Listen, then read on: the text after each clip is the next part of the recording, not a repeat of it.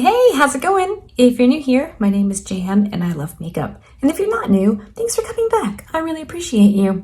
Today's video is episode 40 in the Throwback Thursday series I'm doing using old makeup.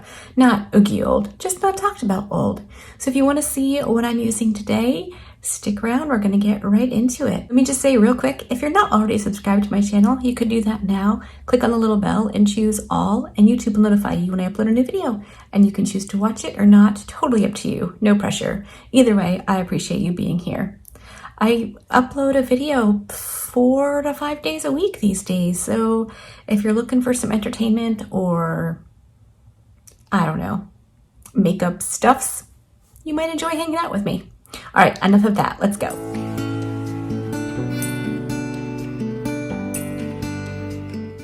Today's palette of choice is the Wayne Goss, the Luxury Eye Palette in the shade Tourmaline. I have two palettes from Wayne Goss. They are absolutely beautiful. I cannot complain at all. It's pretty neutral, but I feel like it's really kind of fall appropriate. It's very warm. It's purpley and brown. Again, super neutral, but I'm looking forward to using it. I've only used it once, so I really don't remember or have much knowledge of the palette. So I'm just gonna tuck right in. And I thought for funsies, I would use my Wayne Goss brushes. These are the eye brushes, though this one right here makes an excellent highlighting brush because she's kind of big.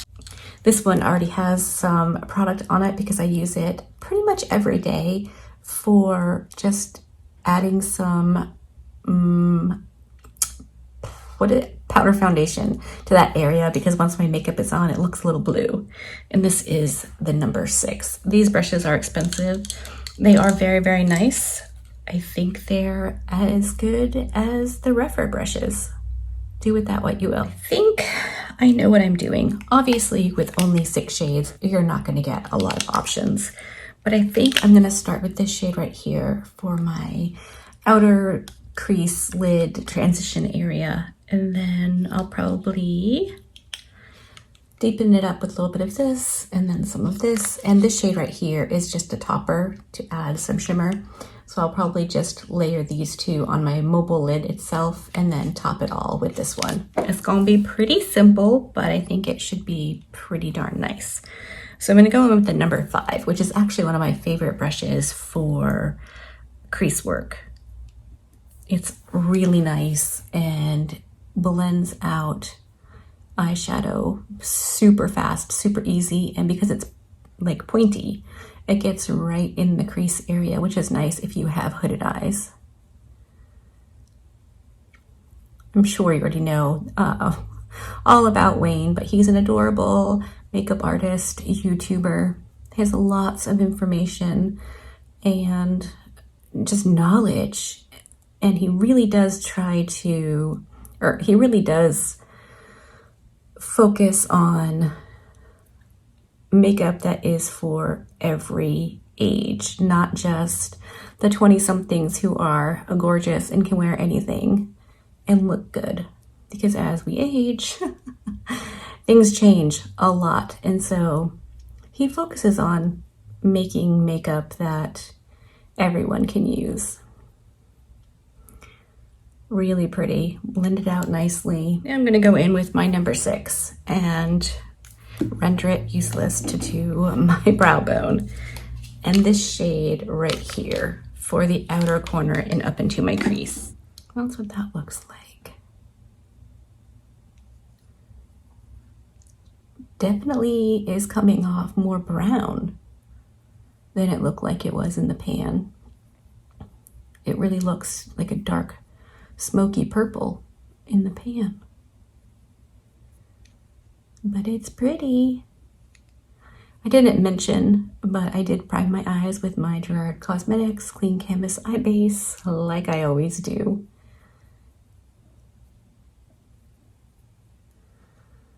All right, now I think I need to go back into,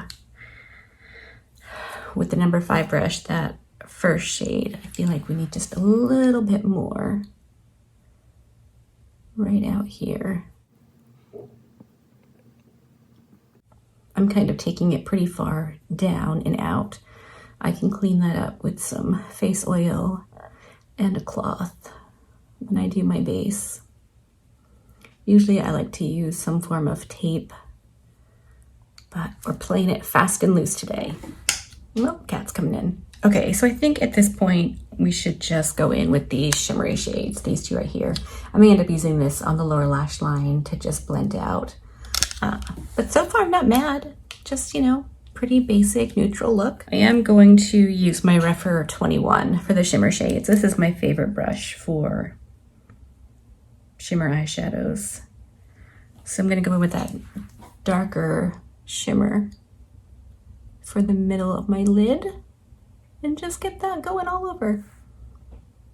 If you're new here, I put my shimmer shades up into my crease and just above because it's gonna end up there anyway. It looks a little better if I do it on purpose. That's the hooded eye life for you. Okay, very nice. Looks good. So I'm just cleaning off my brush on my little towel. We'll go into the lighter shade for the inner portion.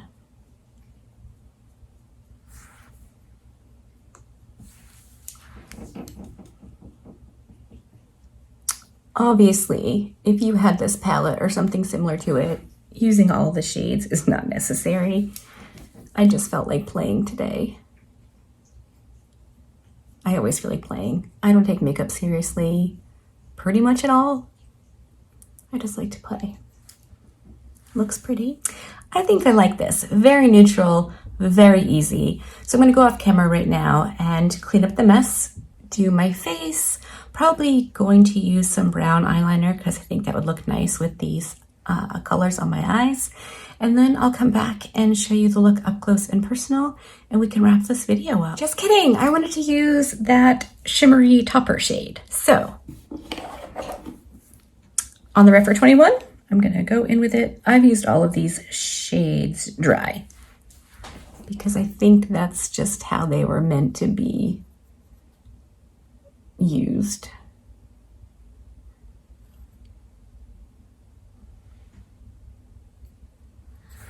You know what? That gave me a fair amount of fallout. So I think I'm just gonna wet the brush after I just said about using all of these shades dry.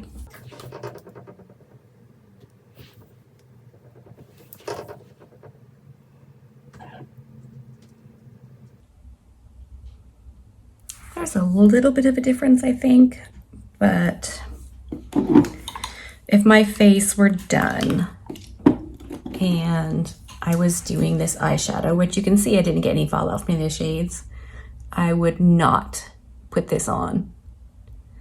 It is very fallouty, and I don't think it does enough to make it worth it.